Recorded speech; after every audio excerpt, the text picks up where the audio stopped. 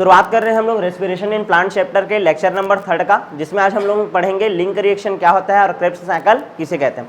इससे पहले जो क्लास हुआ था उसमें हम लोगों ने बात किया था ग्लाइकोलिसिस के बारे में। ठीक है, हम लोग क्या बोल रहे थे कि चाहे वो पादप हो यानी कि प्लांट हो, चाहे वो एनिमल हो, ठीक है ना, सभी के सभी यदि वो यूकेरियाटिक है या क्या है आपके प्रोकैरियोटिक, क्या करते हैं, रेस्पिरेशन करते हैं। क्या करते हैं, रेस्पिरेशन। या फिर ऐसे ही बोल सकते हो कि जितने भी यूकेरियोटिक है और जितने भी प्रोकैरियोटिक जीव हैं, ठीक है ना, यदि इनको क्या चाहिए, एनर्जी चाहिए। क्या चाहिए, एनर्जी। तो एनर्जी के लिए सब क्या करेंगे, रेस्पिरेशन करेंगे। क्लियर है कि नहीं। और रेस्पिरेशन का प्रोसेस जब चल रहा था तो रेस्पिरेशन को एक ऑक्सीडेटिव प्रोसेस बोले थे, मतलब यह एक ऑक्सीकरण प्रक्रिया है। कैसा प्रक्रिया है, ऑक्सीकरण। ठीक है ना, जैसे कि फोटोसिंथेसिस रिडक्शन वाला प्रोसेस होता है, क्लियर है ना, लेकिन ये कैसा प्रोसेस है, ऑक्सीडेटिव प्रोसेस है। यहाँ तक क्लियर है। अब हम लोग इसमें बेसिक क्या बात किए थे, थोड़ा सा बेसिक में जाएंगे, थोड़ा सा रिवाइज करेंगे। क्या बोला था, जैसे कि कोई भी सेल हो, चाहे वो प्रोकैरियोटिक हो चाहे यूकेरियोटिक हो, जैसे मैं एक सेल बनाया, ठीक है, तो ये सेल में जो उपस्थित आपका भोज्य पदार्थ है या फिर रेस्पिरेटरी सबस्ट्रेट है, चाहे वो कार्बोहाइड्रेट हो, चाहे वसा हो, चाहे प्रोटीन हो। क्लियर है नहीं, चाहे कार्बोहाइड्रेट हो, चाहे वसा हो, चाहे प्रोटीन हो, कोई भी हो, उसको एक निश्चित चरण से होकर के गुजरना पड़ता है, तभी वो एनर्जी का प्रोडक्शन कर पाएगा। क्लियर है ना, अलग अलग स्टेप से होकर उसको गुजरना ही पड़ेगा, चाहे वो कार्बोहाइड्रेट हो, चाहे वो वसा हो, फैट हो, चाहे वो क्या हो आपका प्रोटीन हो। क्लियर है कि नहीं, या ऑर्गेनिक एसिड हो। चार चीज़ों को रेस्पिरेटरी सबस्ट्रेट मानते हैं। क्लियर है ना, विटामिन, ठीक है ना, विटामिन्स हो गया, मिनरल्स हो गया, जल हो गया, इन सबको रेस्पिरेटरी सबस्ट्रेट नहीं मानते। इनसे एनर्जी मिलता है क्या, नहीं। क्लियर है कि नहीं। तो ये जो चार चीज़ें हैं, कुछ निश्चित, ध्यान समझना, कुछ निश्चित पाथवे रहता है, उसमें क्या करते हैं, एंटर करते हैं। क्लियर है कि नहीं, जो पहले से डिसाइडेड है। तो सबसे पहले जैसे हम लोग इस चैप्टर में ग्लूकोज का उदाहरण लेंगे। क्लियर है ना, जैसे कि हम लोग ऐसा किए कि आलू खाए, ठीक है, या शर्करा खाए, ठीक है ना, कोई भी भोज्य पदार्थ है उसमें स्टार्च प्रेजेंट है जैसे कि। क्लियर है ना, तो वो जो स्टार्च प्रेजेंट है, तो स्टार्च जो रहता है स्टोर फॉर्म में रहता है, ठीक है, ये तो फिर सुक्रोज के फॉर्म में रहता है। तो सुक्रोज जो रहता है वो फ्रक्टोज और ग्लूकोज में टूटा रहता है। जब डाइजेशन होता है तो सबसे ज़्यादा मैक्रोमोलिक्यूल को किस में कन्वर्ट किया जाता है, माइक्रो में। मैक्रोमोलिक्यूल जो बड़े कण रहते हैं उसको किस में तोड़ा जाता है, छोटे कणों में, और उसको क्या कर लिया गया, एब्जॉर्ब कर लिया गया, किसमें, ब्लड में। अब ब्लड के थ्रू वो कहाँ पहुँच जाएगा आपके सेल में। कहाँ पहुँच गया, सेल में। अब सेल में हमारा ग्लूकोज है, सेल में क्या है, हमारा ग्लूकोज है। ये जो ग्लूकोज है, ठीक है ना, ये कितने कार्बन का है, ये 6 कार्बन का। कितने कार्बन का है, 6 कार्बन का है। क्लियर है ना। इस ग्लूकोज को हम लोग को क्या करना है, तोड़ना है स्टेप बाय स्टेप। क्लियर है कि नहीं। तो इसको हम लोग क्या करते हैं, तोड़ते हैं, और तोड़ करके हमको क्या बनाना है, एनर्जी बनाना है। क्या बनाना है, एनर्जी। और इसको तोड़ने के लिए ध्यान से समझना, इसको यदि हम लोग को तोड़ना है तो एक साइकिल चलता है। क्लियर है कि नहीं, एक अलग अलग स्टेप रहेगा, उसके तहत ही इसको तोड़ेंगे और किसका प्रोडक्शन करेंगे, एनर्जी का। तो सबसे पहले तो ग्लूकोज को कन्वर्ट किया जाता है किसमें, पायरुविक एसिड में। किसमें कन्वर्ट किया जाता है, पायरुविक एसिड में। और इस प्रोसेस को हम लोग बोलते हैं क्या, ग्लाइकोलिसिस। क्या बोलते हैं, ग्लाइकोलिसिस। चाहे वो प्रोकैरियोटिक सेल हो, चाहे वो यूकैरियोटिक सेल हो, दोनों में ग्लाइकोलिसिस होता ही होता है। इसके बारे में पूरा डिटेल हम लोग पढ़ लिए हैं। ठीक है, ग्लूकोज कितने कार्बन का था, 6 कार्बन था, और पायरुविक एसिड कितने कार्बन का होता है, 3 कार्बन का। मतलब एक ग्लूकोज से कितना पायरुविक एसिड बनता है आपका, 2 पायरुविक एसिड बनता है। क्लियर है कि नहीं। अब ध्यान समझना, जब ग्लूकोज से पायरुविक एसिड बनता है तो उतने टाइम में हमको कितने एटीपी का लाभ होता है, 8 एटीपी का। कितने एटीपी का, 8 एटीपी का। कैसे जाने थे, जिसमें 2 एटीपी जो रहता था, ठीक है ना, वो डायरेक्ट मिलता था किसके द्वारा, SLP, सबस्ट्रेट लेवल फास्फोराइलेशन, बताया था, सबस्ट्रेट लेवल फास्फोराइलेशन। और कितना NADH मिलता है, 2। कितना NADH मिलता है, 2। यहाँ तक क्लियर है कि नहीं, 2 NADH मिलता है। और ये 2 NADH माइटोकॉन्ड्रिया में जा करके 3 दूनी 6, एक NADH से कितना एटीपी मिलेगा, 3। ये डॉलर है और ये रुपया है, रुपया डायरेक्ट मिला, लेकिन अभी क्या मिला है हमको, डॉलर। तो ऐसे भी तो समझ सकते हैं, 3 दूनी 6, 2 2 8। कितना एटीपी का लाभ हुआ हम लोग को, 8। क्लियर है कि नहीं, किसमें, ग्लाइकोलिसिस में। यहाँ तक क्लियर है। अब क्या होता है, ये जो पायरुविक एसिड रहता है, ठीक है ना, इसका भविष्य देखते हैं। ये पायरुविक एसिड आखिर इन फ्यूचर क्या करेगा।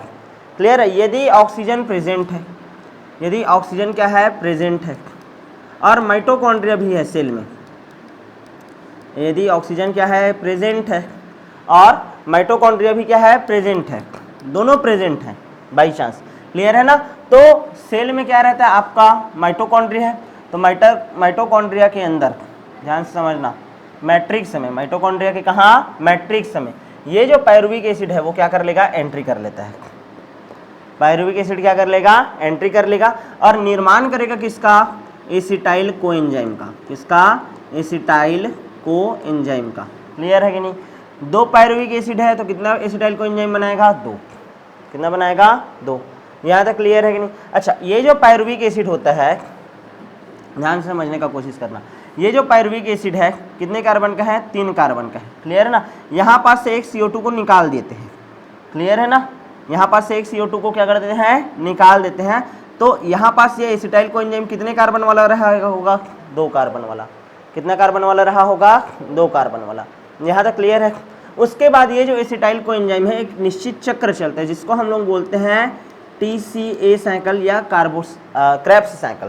क्या बोलते हैं, क्रेब्स साइकिल। इसमें एंट्री करता है और जितना भी कार्बन है, कितना कार्बन है, 2 कार्बन, 2 कार्बन को CO2 के फॉर्म में क्या कर दिया जाता है, निकाल दिया जाता है। क्लियर है कि नहीं। अच्छा, जब यहाँ पायरुविक एसिड से एसिटाइल कोएंजाइम बनेगा, पायरुविक एसिड से जब एसिटाइल कोएंजाइम बनेगा तो इतने टाइम में भी किसका निर्माण होता है, NADH2 का निर्माण होता है। किसका निर्माण होता है, NADH2। कितना NADH2 का निर्माण होता है, 2। कितना NADH2 का निर्माण होता है, 2। यहाँ तक क्लियर है कि नहीं। अच्छा, उसके बाद जब ये TCA साइकिल चलता है ना तो हमको 3 चीज़ मिलता है। कितना चीज़ मिलता है, 3 चीज़। पहला मिलता है ATP, एक मिलता है FADH2 और एक फिर से मिलता है NADH2। क्या मिलता है, NADH2। ये कितना मिलेगा, 2। ठीक है ना। ये कितना मिला, 2। ये कितना मिलता है, 1। और ये कितना मिलता है, 2। क्लियर है कि नहीं। तो ध्यान से समझने का कोशिश करो। यहाँ पास से कितना ATP मिल गया मेरे को, 8 ATP। क्लियर है। यहाँ पास से 2 NADH2 मिला है, एक NADH2 से कितना ATP मिलता है, 3। तो 3 दूनी 6। लिंक रिएक्शन से कितना ATP मिल गया मेरे को, 6। अब उसके बाद देखो यहाँ पास कितना ATP, 2 ATP अलग से, एक FADH2 जो रहता है वो कितना ATP बनाता है, 2 ATP। कितना बनाता है, 2 ATP। और 2 NADH2 है तो फिर से 3 दूनी 6 ATP। क्लियर है नहीं। और ये 2 दूनी गुणित 2 करूँगा ना, 2 FADH2 बनता है। कितना FADH2 बनेगा, 2। क्लियर है। 2 नहीं, यही बनता है NADH2, ये ना 3 बनता है जी, सॉरी, ये 3 NADH2 बनता है। FADH2 कितना बनेगा, 2। तो 3 गुणित 2 तो 6 ATP। ठीक है, सॉरी 3 गुणित 3 होता है ना, एक NADH, 3 3 9 होगा। कितना ATP हो गया, 9 ATP। फिर ये FADH2 कितना, 2। तो 2 गुणित 2 कितना आ गया, 4। और ATP ये कितना बनेगा, 2। तो 9 2 11 11 और 4 15 हो रहा है। कहीं पास गलत कर रहा हूँ मैं क्या, कुछ तो गलत हो रहा है लग रहा है। ठीक है, चलो देखेंगे इसका बाद में, देखेंगे बैलेंस शीट। क्लियर है। 11 कितना हुआ, 15 और ये 6 कितना हुआ, 21 और ये 8। गलत कर रहा हूँ, कहीं पास तो गलत कर रहा हूँ। ठीक है, मैं ये NADH2 का हिसाब बाद में करेंगे, पहले तो नॉर्मली देखो, ध्यान से समझो, मैं जो समझाना चाह रहा हूँ उसको समझो। ठीक है, उसके बाद पूरा बता दूंगा क्या क्या होता है।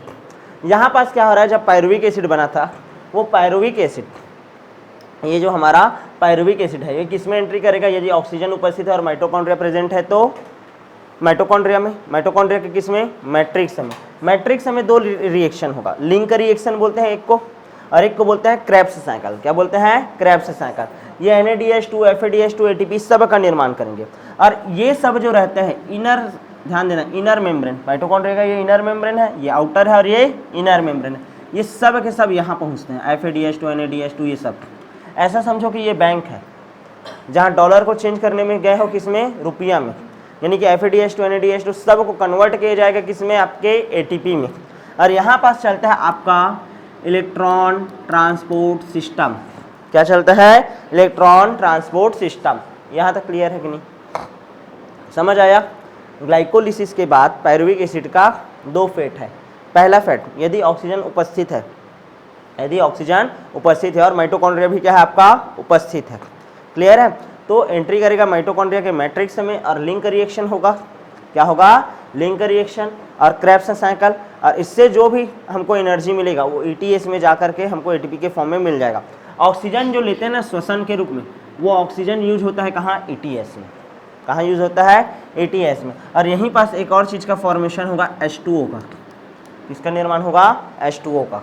यहाँ तक क्लियर है? किसका फॉर्मेशन हो जाएगा? H2O का। यहाँ तक क्लियर है? ये हो गया पूरा एक। यदि ऑक्सीजन प्रेजेंट था और माइटोकॉन्ड्रिया प्रेजेंट था, मान लो मैं ऑक्सीजन क्या है बोल रहा हूँ? अब्सेंट है। ऑक्सीजन क्या है? अब्सेंट है। और माइटोकॉन्ड्रिया भी अब्सेंट है। क्या अब्सेंट है? माइटोकॉन्ड्रिया भी क्या है आपका? अब्सेंट है। ऐसा कंडीशन कभी हुआ, ठीक है ना, ऐसा कंडीशन कभी भी हुआ तो किसका किसका निर्माण होता है? या तो लैक्टिक एसिड का, या तो किसका निर्माण होता है? आपका इथेनॉल का।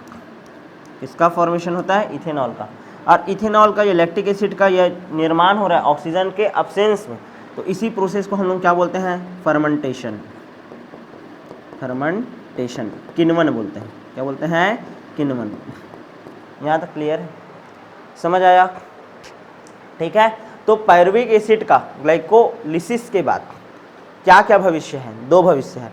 यदि ऑक्सीजन उपस्थित हो, माइटोकॉन्ड्रिया भी उपस्थित हो, तो लिंक रिएक्शन करेगा क्रेब्स साइकिल और ETS। और मान लो ऑक्सीजन अनुपस्थित हो और माइटोकॉन्ड्रिया भी क्या हो? अनुपस्थित हो। ऐसा केस हो जाए, जैसे माइटोकॉन्ड्रिया अनुपस्थित किस में रहता है? यूकेरियोटिक सेल में। चलो बताओ, RBC सुने हो? RBC में माइटोकॉन्ड्रिया नहीं रहता, उसमें न्यूक्लियस भी नहीं होता, ठीक है। तो उसमें चलो बताओ, RBC भी तो एक सेल है ना, RBC भी तो एक सेल है, तो क्या उसमें एनर्जी प्रोडक्शन होगा? क्या नहीं। यहाँ तक क्लियर है कि नहीं? तो ऐसा बहुत सारा केस देखोगे। मसल सेल जो रहता है जब लगातार काम करता है तो उसमें ऑक्सीजन का कमी हो जाता है, तो ऑक्सीजन अब्सेंट होगा तो किसका फॉर्मेशन हो जाएगा? लैक्टिक एसिड का। किसका फॉर्मेशन हो जाएगा? लैक्टिक एसिड का। क्लियर है? तो अब हम लोग जब पढ़ रहे हैं तो हम लोग तो पूरा पढ़ेंगे कि इसमें ऑक्सीजन ले रहे हैं ना, उस वाले कंडीशन को, तो हम लोग को पढ़ना है इस साइड को, फिर इस साइड को बाद में पढ़ेंगे। क्लियर है? आगे बढ़ जाएं क्या? ठीक है, तो शुरू करूं मैं। तो अब हम लोग पढ़ेंगे क्या?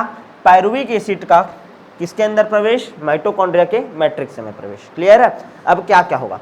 सबसे पहला चीज होता है कि पायरुविक एसिड चेंज होता है एसिटल कोएंजाइम में। किसमें? एसिटल कोएंजाइम में। इसको बोला जाता है कि आपका लिंक रिएक्शन। क्या बोला जाता है? Link reaction. क्लियर है? शुरू करें क्या? लिंक रिएक्शन क्या होता है, कैसे होता है? चलो भाई, अब मैं क्या बोल रहा हूं, ये जो पायरुविक एसिड है, ध्यान से समझना आप।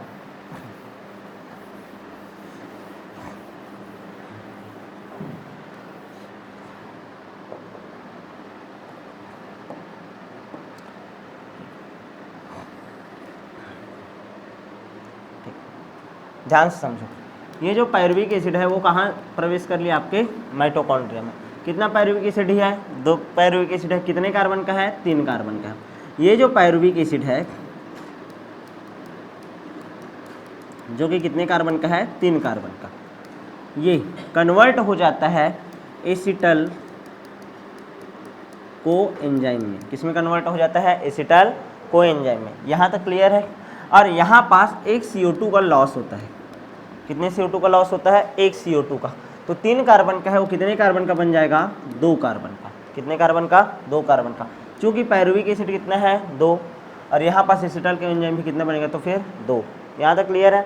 यहाँ पास ध्यान समझना, NAD से NADH2 का फॉर्मेशन होता है। यहाँ पास रिडक्शन हो रहा है, लेकिन रिडक्शन होने के लिए क्या जरूरी है? ऑक्सीडेशन होना। रेडॉक्स रिएक्शन पढ़े हो ना, ऐसे रिएक्शन जिसमें रिडक्शन और ऑक्सीडेशन दोनों साथ साथ होते हैं, उसको हम लोग क्या बोलते हैं? रेडॉक्स।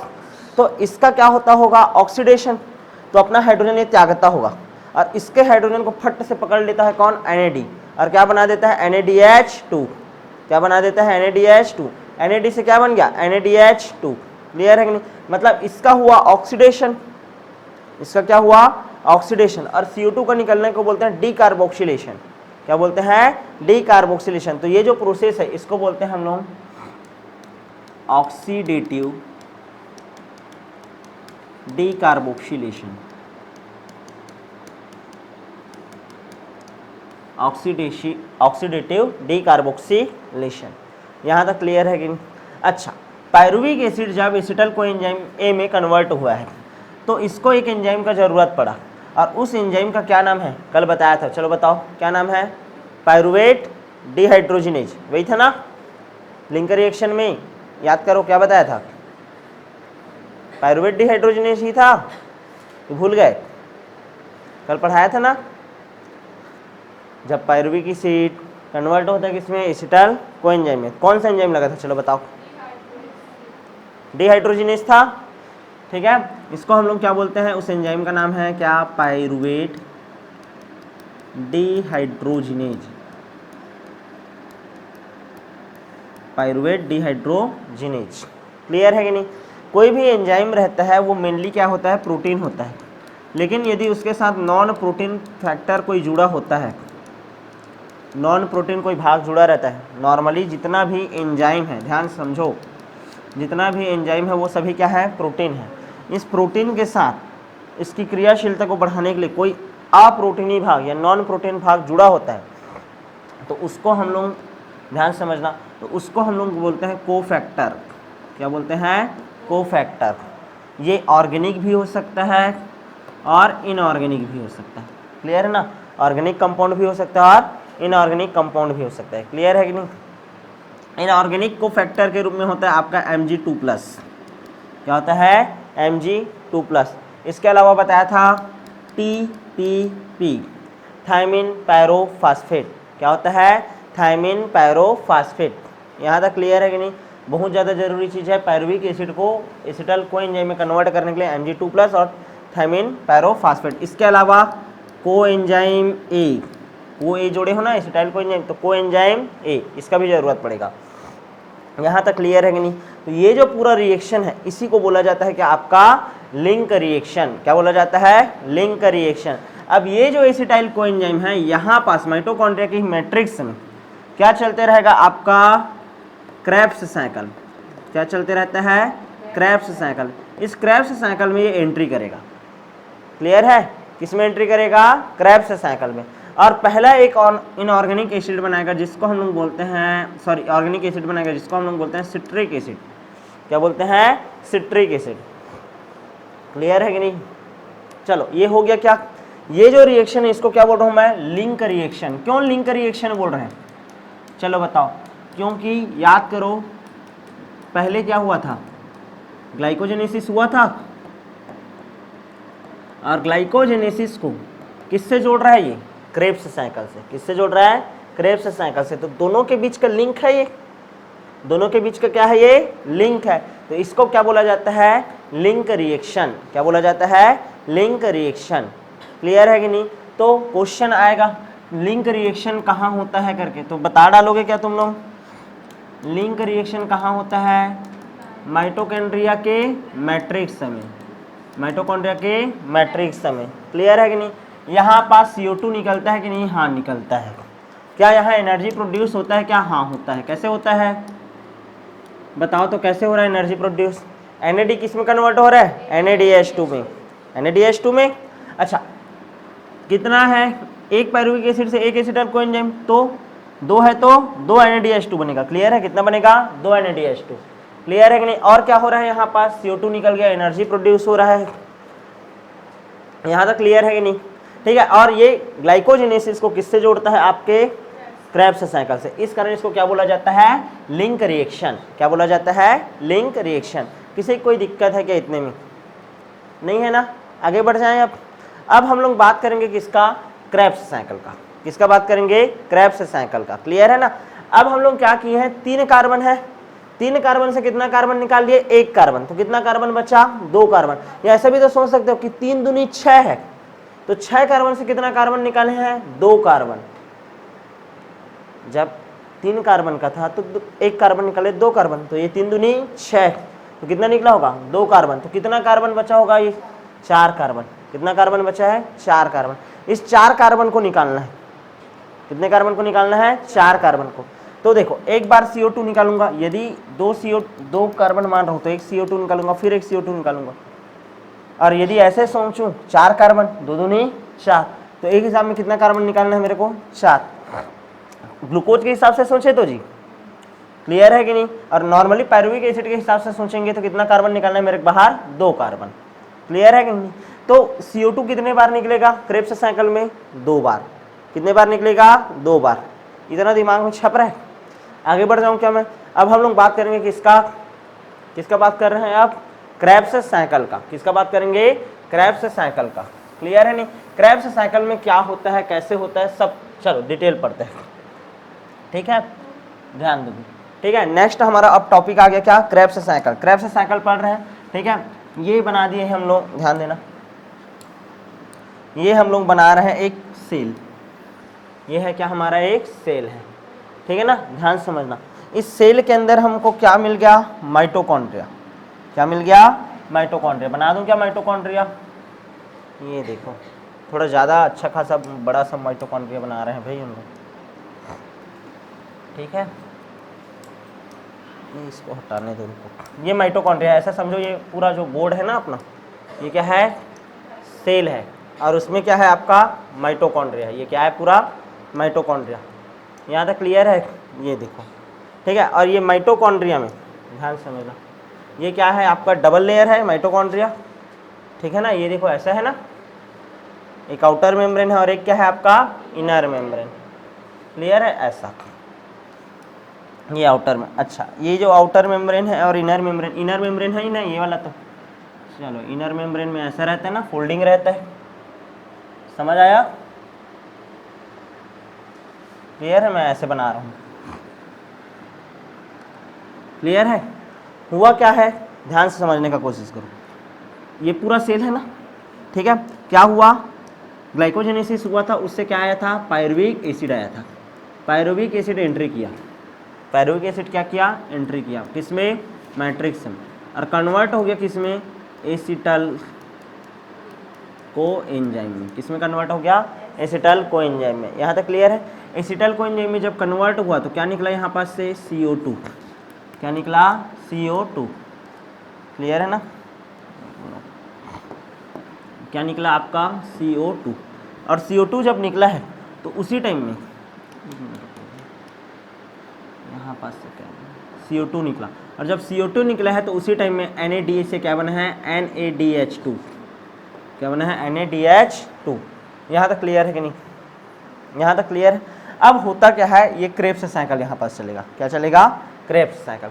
क्रेब्स साइकिल में क्या होता है, ध्यान समझना, ऑक्जेलो एसिटिक एसिड होता है, ध्यान देना, ऑक्जेलो, ध्यान दो, ऑक्जेलो एसिटिक एसिड होता है। ऑक्जेलो एसिटिक एसिड जो रहता है, ठीक है ना, वो ग्रहण करता है किसको, आपके एसिटाइल कोएंजाइम को। किसको, एसिटाइल कोएंजाइम को, और पहला प्रोडक्ट बनाता है सिट्रिक एसिड। क्या बनाता है, सिट्रिक एसिड। क्या बनाता है, सिट्रिक एसिड। यदि सिट्रिक एसिड का मैं स्ट्रक्चर देखूंगा तो सिट्रिक एसिड के स्ट्रक्चर में कार्बोक्सिलिक अम्ल के 3 ग्रुप होते हैं। कितने ग्रुप होते हैं, 3 ग्रुप। इस कारण इसको बोला जाता है, पहला जो उत्पाद है उसी के नाम में रख देते हैं, इसका नाम ट्राई कार्बोक्सिलिक एसिड साइकिल, यानी कि क्या शॉर्ट में क्या बोलेंगे, TCA साइकिल। क्या बोलेंगे, TCA साइकिल। यहाँ तक क्लियर है। और इसको बताया था किसने, क्रेब्स नामक वैज्ञानिक ने। किसने बताया था, क्रेब्स ने। इस कारण इसको क्या बोलते हैं, क्रेब्स साइकिल। क्या बोलते हैं, क्रेब्स साइकिल। किसी को कोई दिक्कत है कि इसमें, नहीं, क्लियर है। अब ये जो सिट्रिक एसिड रहता है, ठीक है ना, ये कन्वर्ट होता है किसमें, आइसोसिट्रेट में। इसमें कन्वर्ट होता है आइसोसिट्रेट में।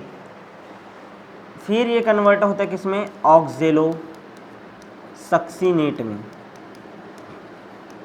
इसमें कन्वर्ट होता है ऑक्जेलो सक्सिनेट में। ऑक्जेलो सक्सिनेट जो रहता है कन्वर्ट होता है किसमें, अल्फा कीटो ग्लूटेरेट में। अल्फा कीटो ग्लूटेरेट में। हो गया, यहाँ तक समझ आया कि नहीं।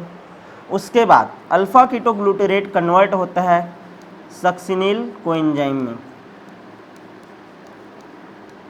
सक्सिनिल कोएंजाइम में। सक्सिनिल कोएंजाइम कन्वर्ट होगा किसमें, सक्सिनेट में।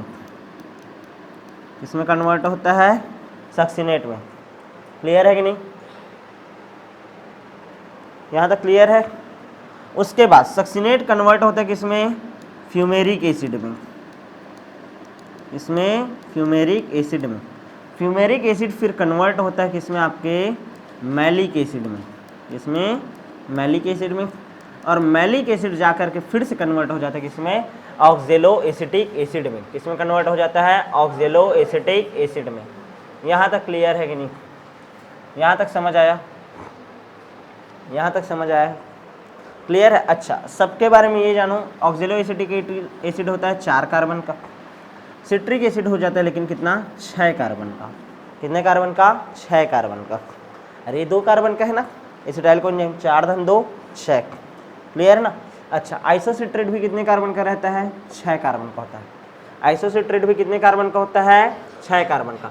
लेकिन ऑक्जेलोसक्सिनेट जो रहता है, ध्यान समझने का कोशिश करना, ऑक्जेलोसक्सिनेट ध्यान देना, ये भी कितने कार्बन का है, 6 कार्बन। लेकिन अल्फा कीटोग्लूटेरेट जो रहता है कितने कार्बन का होता है, 5 कार्बन का।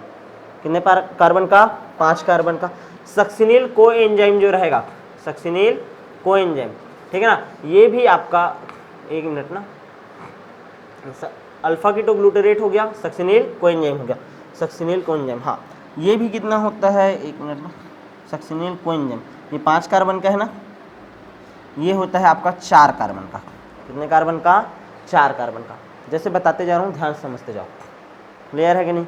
सबसे पहले क्या बोल रहा हूँ, एसिटाइल कोएंजाइम एंट्री किया सिट्रिक एसिड, सिट्रिक एसिड है आइसोसिट्रेट में, ऑक्जेलोसक्सिनेट में, अल्फा कीटो ग्लूटेरेट में, अल्फा कीटो ग्लूटेरेट में 5 कार्बन का है। ये कितने कार्बन का, 4 कार्बन। बाकी जितना कंपाउंड है फिर से कितना कार्बन, कार्बन का 4 कार्बन, 4 कार्बन, 4 कार्बन, और ये भी कितने कार्बन का, 4 कार्बन का।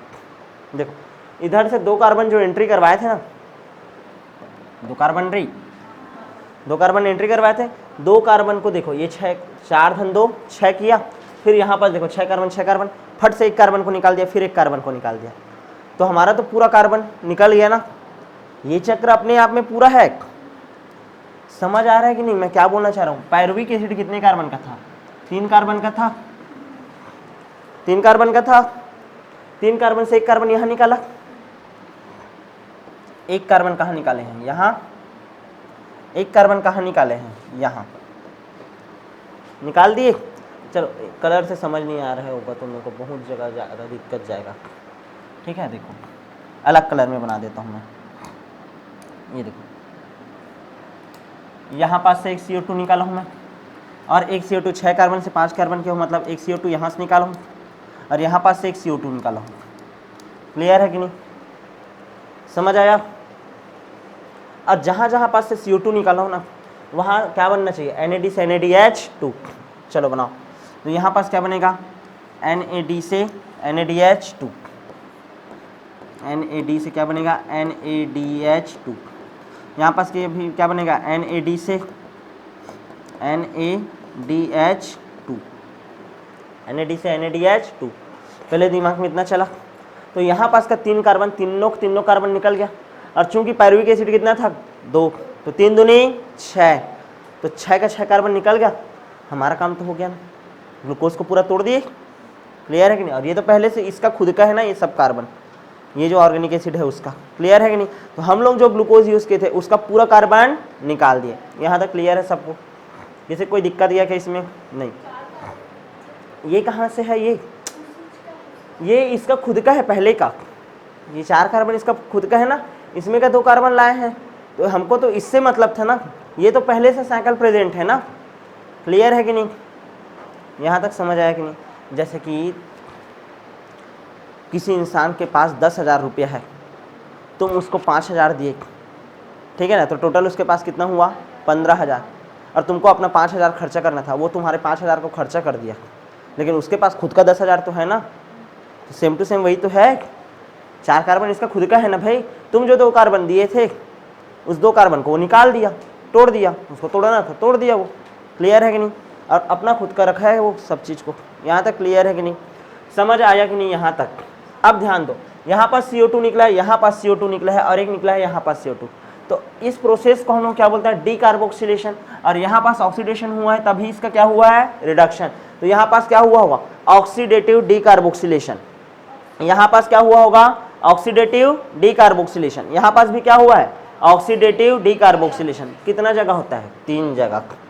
क्लियर है कि नहीं। तो यहाँ पास लिख दूँ क्या मैं, 3 जगह क्या होता है, ऑक्सीडेटिव डी कार्बोक्सिलेशन क्या होता है? ऑक्सीडेटिव डीकार्बोक्सिलेशन कितने जगह हो रहा है? 3 जगह। अब थोड़ा सा दिमाग में और चलाना है, कहाँ कहाँ पास और क्या याद रखना है। मैलिक एसिड से जब ऑक्जेलिक एसिड बनेगा ना, oxaloacetic acid OAA, oxaloacetic acid, malic से जब ऑक्जेलो एसिटिक एसिड बनेगा तो NAD से फिर से क्या बनेगा? NADH2 बन गया। अच्छा, जब फ्यूमेरिक एसिड से मैलिक एसिड बनेगा, जब क्या बोल रहा हूं मैं? फ्यूमेरिक एसिड से क्या बनेगा? मैलिक एसिड, ठीक है ना। उससे जस्ट पहले सक्सिनेट, ये वाला जो है ये बनना रहेगा, तब फिर से क्या होगा? FAD कन्वर्ट होगा किसमें? FADH2 में। किसमें कन्वर्ट हो जाएगा? FADH2 में। क्लियर है कि नहीं? किसमें कन्वर्ट हो जाएगा? FADH2 में। यहाँ तक क्लियर है कि नहीं? FAD किसमें कन्वर्ट हो जाएगा? FADH2 में। अच्छा, और कहाँ पास क्या होगा? सक्सिनिल कोएंजाइम जब सक्सिनेट में चेंज होगा तो यहाँ पास देखो GDP रहेगा, वो बनाता है GTP, गुआनोसिन डाइफास्फेट बनाता है गुआनोसिन ट्राइफास्फेट, गुआनोसिन डाइफास्फेट बनाता है गुआनोसिन ट्राइफास्फेट, और इस एनर्जी का यूज़ होकर के ADP बनाता है ATP। क्लियर है? ADP क्या बनाता है? ATP। यहाँ तक क्लियर है कि नहीं? समझ आ रहा है? तो इस हिसाब से देखोगे, यदि 1 NAD 2 NAD 3 NAD, NADH2 कितना बन रहा है? 3। NADH2 कितना बन रहा है जी? 3, ठीक है। अच्छा, FADH2 कितना बन रहा है? 1। FADH2 कितना बन रहा है? 1। ATP कितना बन रहा है? 1। ATP कितना बन रहा है? 1। क्लियर है? ये पूरा साइकिल कितने बार चलेगा? 2 बार, क्योंकि पायरुविक एसिड 8 ठोक है क्या? नहीं। कितना है? 2। तो गुणित कर दूंगा मैं क्या? 2। तो 3 दूनी 6 NADH, 2 FADH2 और कितना ATP? 2 ATP। क्लियर है? इतना चीज़ मेरे को मिला। क्लियर है? 6 NADH2, 2 FADH2 और 2 ATP। यहाँ तक क्लियर है? अच्छा, यहाँ पास कितना NADH2 बना था? 2। कितना बना था? 2। तो 6 धन 2 NADH2, तो टोटल कितना हो गया? 6 धन 2 8। कितना NADH2 हो गया? 8। ये कहाँ का है? लिंक रिएक्शन का। ये कहाँ का है? क्रेब्स साइकिल का। ये सब कहाँ का है? क्रेब्स साइकिल का। यहाँ तक क्लियर है कि नहीं? ये पूरा समझ आया? यहाँ तक क्लियर है? ठीक है, आगे बढ़ूँ क्या मैं? ठीक, अब ध्यान दो, 6 धन 2 8, 8 2 10 और ये 12। ध्यान से समझने का कोशिश करो, मैं जो बता रहा हूँ उसको ध्यान दो, ठीक है।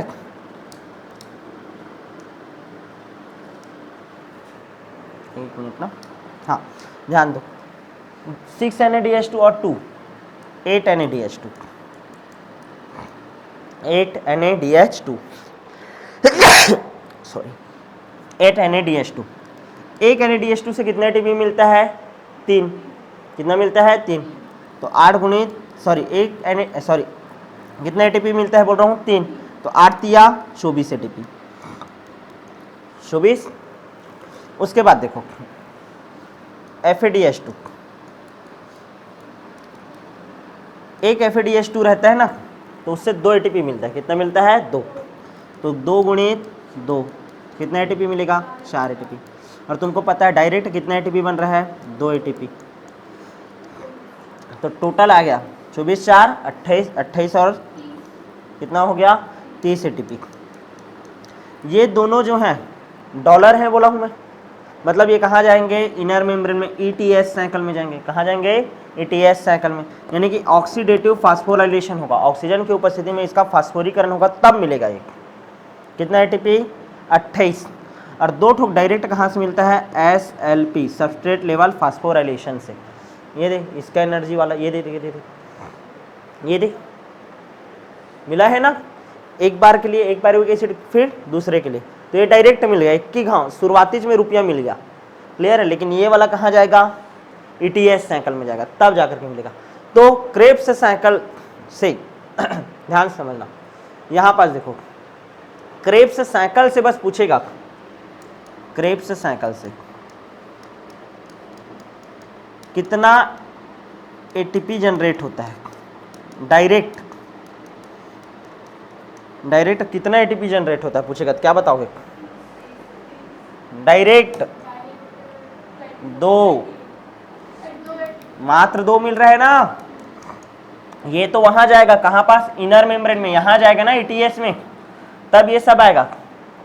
इनडायरेक्ट कितना ATP मिलेगा? इनडायरेक्ट कितना मिलेगा? 28, जो कि क्या बोल रहे हो तुम लोग? गलत। कितना ATP मिलेगा? चलो बताओ, सोचो सोचो। यहाँ पास कुछ हम लोग कहानी किए हैं, लिंक रिएक्शन नाम का चीज है, हम लोग लिंक रिएक्शन का NADH2 भी जोड़ दिए हैं। क्रेब्स का कितना था? 6, 6 तिया 18, सॉरी 6 तिया, हाँ 6 तिया 18 होगा ना। यहाँ 8 के हैं, अरे देखो ये 8 NADH2 आया है, वो कहाँ से आया है? 2 NADH2 कहाँ का था? लिंक रिएक्शन का है ना, और बचा कितना? 6 NADH2, वो कहाँ का है? क्रेब्स साइकिल का। कहाँ का है? क्रेब्स साइकिल का। तो चलो बताओ, 6 ये हुआ और ये 2, 6 तिया 6 गुणित 3, 18 ATP। कितना ATP? 18। और ये 2 दूनी 4, 18 और 4 कितना आ गया? 22 ATP। तो बताओ इनडायरेक्ट क्रेब्स साइकिल से कितना मिलता है? 22 ATP। कहाँ का? ये क्रेब्स का। क्लियर है ना? ये भी कहाँ का है? क्रेब्स का। कहाँ का है? क्रेब्स का। लेकिन ध्यान समझो, फिर से इनडायरेक्ट है। अब बताओ कितना है? 2, 3 दूनी 6, 6 ATP। ये कहाँ का है? Link reaction. तब जाकर के कितना आया? अब जोड़ो, ठीक है, 22, 2 24, 24 और 6 30। क्वेश्चन तगड़ा बनेगा। यहाँ तक क्लियर है? 30। ग्लाइकोलिसिस से कितना मिला था? 8। कितना मिला था? और उसमें भी याद करो डायरेक्ट कितना था और इनडायरेक्ट कितना था। NADH2 बनता था, याद करो कितना NADH2 बनता था? 2। और ATP कितना बनता था? 4। तो 6 4 कितना हो जाता था? 10। फिर ऊपर में इनका 2 हटाते थे तो कितना बनता था? 8। तो ग्लाइकोलिसिस में भी पढ़ते थे, ग्लाइकोलिसिस। हाँ, तोता उड़ थोड़ी रहे सबका, नहीं ना। ग्लाइकोलिसिस में इनडायरेक्ट कितना ATP बनता है? इनडायरेक्ट ATP 2 NADH2 रहता है रे, तो 3 दूनी 6, कितना ATP? 6। और डायरेक्ट कितना बनता था? उसमें भी 2, कितना ATP बनता है? 2। तो टोटल 6 और 2 कितना ATP? 8। तब जाकर के टोटल श्वसन की क्रिया में हमको कितना ATP का लाभ होता है करके क्वेश्चन आएगा। 38 ATP, 38। क्लियर है? कितना? 38। समझ आया कि नहीं? ये जो बनाया हूँ इसको बोलते हैं बैलेंस चार्ट। क्या बोलते हैं? Balance chart. क्लियर है? और पढ़ेंगे इसका और क्वेश्चन करेंगे। यहाँ तक क्लियर है कि नहीं? तो मैं जो समझाना चाहता था तो वो समझे कि नहीं तुम लोग? ये जो पूरा चार्ट है इसको ही हम लोग बोलते हैं क्या? Krebs cycle. क्या बोलते हैं? Krebs cycle. एक बार फिर से रिवाइज करते हैं कि इसको हम लोग क्रेब्स साइकिल को। अभी मैं आपको कोई भी जगह में एंजाइम बताया हूँ क्या? नहीं।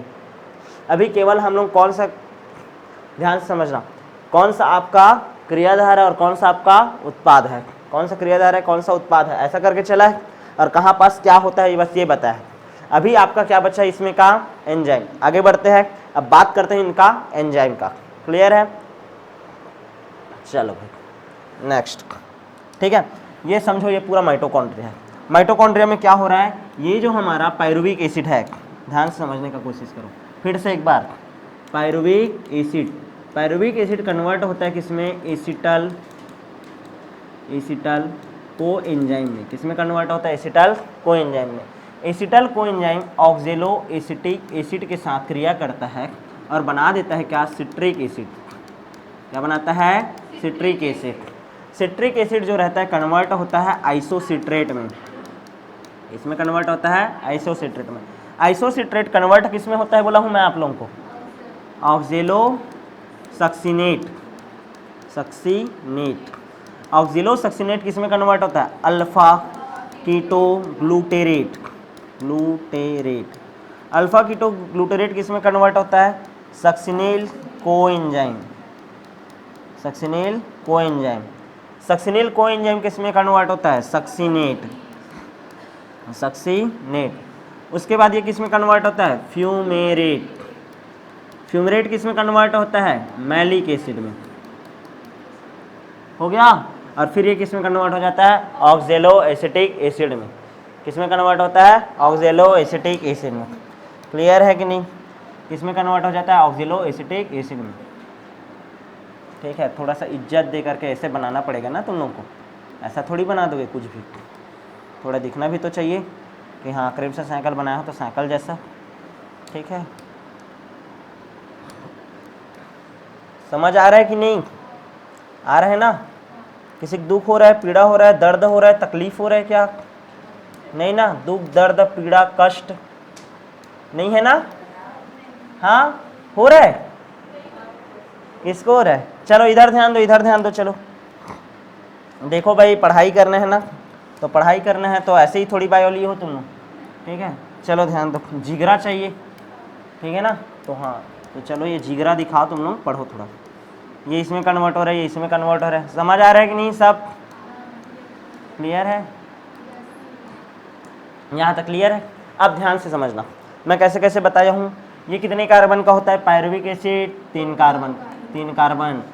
फिर ये कितने कार्बन का होता है, 2 कार्बन, ठीक है ना। ये 2 कार्बन वाला असल में मैं थोड़ा सा गलती किया हूँ, इसे टाइल को यहाँ पास ये जो बनाया हूँ इसको हटाता हूँ, यहाँ पास जो बनाया इसको हटाता हूँ। ये ऐसे है, ये ऐसा है ना, क्लियर है। फिर ये एंट्री किया है इसमें, क्लियर। चलो ध्यान दो, ठीक। ये कितने कार्बन का कंपाउंड है, 4 कार्बन का। ये कितने कार्बन का कंपाउंड है, 6 कार्बन। ये कितने कार्बन का, 6 कार्बन। ये 5 कार्बन का ग्रुप, ये 4 कार्बन का, ये 4 कार्बन, ये भी 4 कार्बन, 4 कार्बन, और ये भी 4 कार्बन। क्लियर है कि नहीं, ठीक है। कहाँ कहाँ पास से CO2 निकला है बोलो मैं, यहाँ से 6 से जब 5 कार्बन हुआ है तो यहाँ पास क्या निकला है, CO2। क्लियर है। और यहाँ पास से 4 हुआ है तो फिर से क्या निकला है, CO2। क्लियर है कि नहीं, यहाँ तक समझ आ गया। ऐसे ही बनाना है। अब जब भी CO2 निकलेगा तो मैं बताया था क्या बनेगा, NAD से क्या बनेगा, NADH2 बनाओ भाई, NADH2। यहाँ पास भी NAD से NADH2, NADH2। और कहाँ पास बनेगा, यहाँ पास वाली जगह में बना, क्या बोला था, NAD से NADH2। अच्छा, यहाँ पास भी पायरुविक एसिड से जब कन्वर्ट हुआ था तब भी क्या बना था, NAD से NADH2। क्लियर है। अच्छा, यहाँ पास भी निकला था क्या आपका, CO2 ना, क्या रिलीज हुआ था, CO2। अच्छा, मैं एक चीज़ और तुम लोगों को बताया हूँ, क्या बताया हूँ, ठीक है, याद करो। जब सक्सिनिल कोएंजाइम सक्सिनेट में कन्वर्ट होता है तो क्या होता है, GDP जो रहता है, गुआनोसिन डाइफास्फेट, कन्वर्ट होता है गुआनोसिन ट्राइफास्फेट, और इसका एनर्जी का यूज़ करता है कौन, ADP, और क्या बना देता है, ATP। ऐसा सिंबल बनाना, क्लियर है ना, ये बन गया। अच्छा, इसके अलावा जब सक्सिनेट फ्यूमेरेट में चेंज होते रहता है, सक्सिनेट किस में चेंज होते रहता है, फ्यूमेरेट में। इसको थोड़ा सा छोटू बनाता हूँ जी। GDP कन्वर्ट हुआ किस में, GTP में, और इसके एनर्जी का यूज़ किया है कौन, ADP, और क्या बना दिया है, ATP। क्लियर है। चलो बताओ, सक्सिनेट जब फ्यूमेरेट में कन्वर्ट होता है तो फिर से क्या होता है, FAD किस में कन्वर्ट होता है, FADH2। क्लियर है, क्या बनता है, FADH2। यहाँ पास ये कितने कार्बन का था, एसिटाइल कोएंजाइम 2 कार्बन का, यानी कि यहाँ पास CO2 निकला था। फिर ये जो 2 कार्बन है इसके साथ जुड़ा 4 धन 2 6 कार्बन का, फिर ये 6 कार्बन, फिर ये 5 कार्बन, यानी कि यहाँ पास से 1 कार्बन निकल गया इसका, और यहाँ पास से फिर 1 कार्बन निकला। तो पूरी तरीके से एसिटाइल कोएंजाइम का क्या हो गया यहाँ पास, ऑक्सीडेटिव डीकार्बोक्सिलेशन। कैसे ऑक्सीडेटिव डीकार्बोक्सिलेशन, इसका ऑक्सीडेशन हुआ तो इसका क्या हुआ है, रिडक्शन। तो यहाँ पास के प्रोसेस को हम लोग क्या बोलते हैं, ध्यान दो इधर, ऑक्सीडेटिव डीकार्बोक्सिलेशन।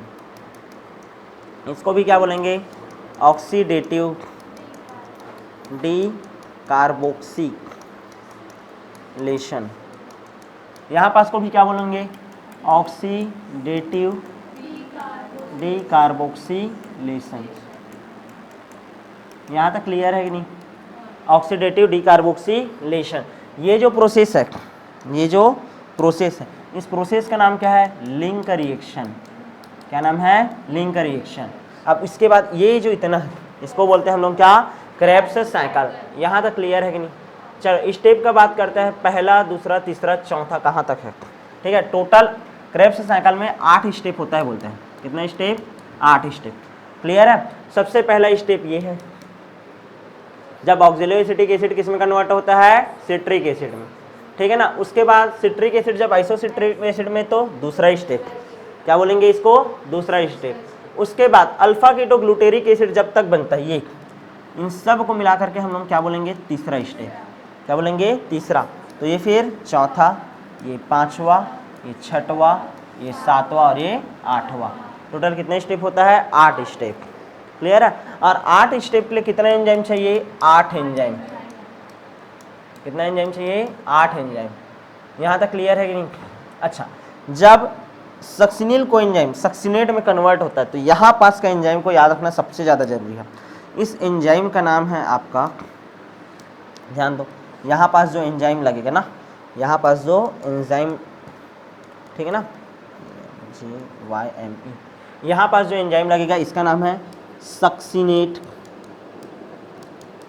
डिहाइड्रोजिनेज।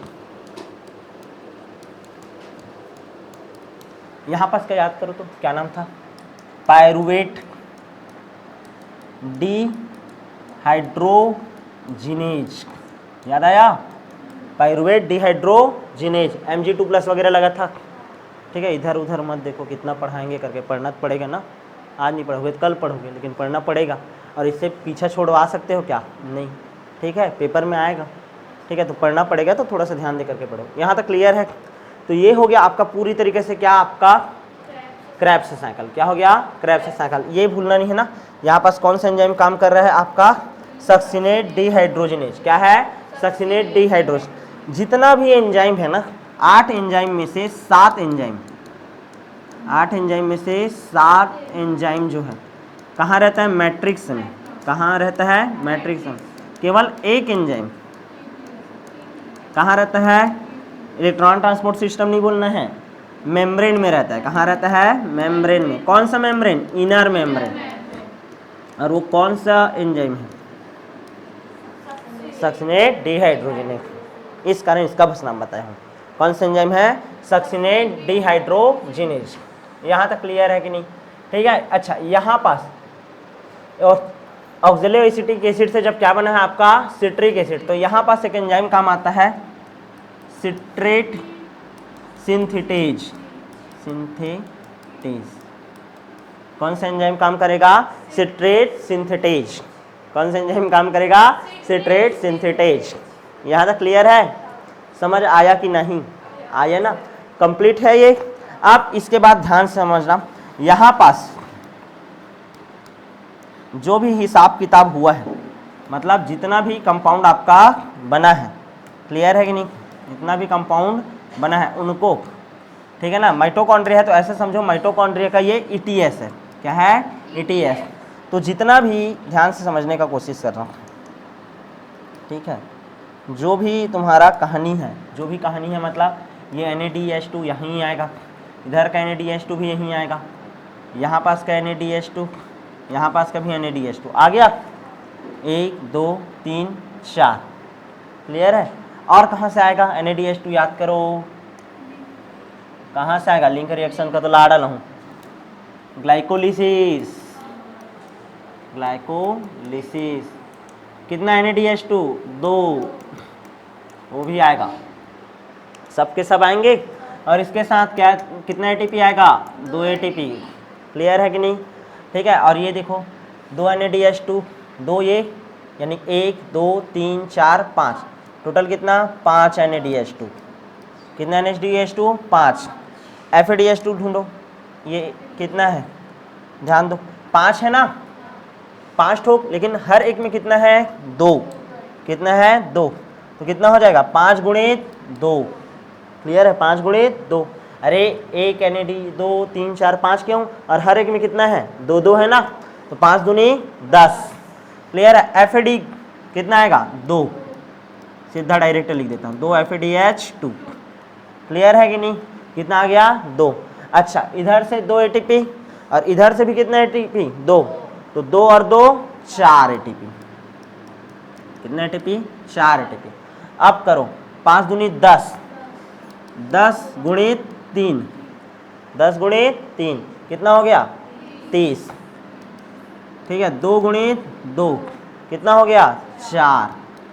ठीक है, कितना हो गया 34, 34 और 4 38। ये कहाँ बनेगा ETS में। तो जो नेक्स्ट क्लास होगा उसमें हम लोग पढ़ेंगे किसके बारे में, अब ETS के बारे में। यहाँ तक क्लियर है कि नहीं? तो मिलेंगे आप नेक्स्ट क्लास में।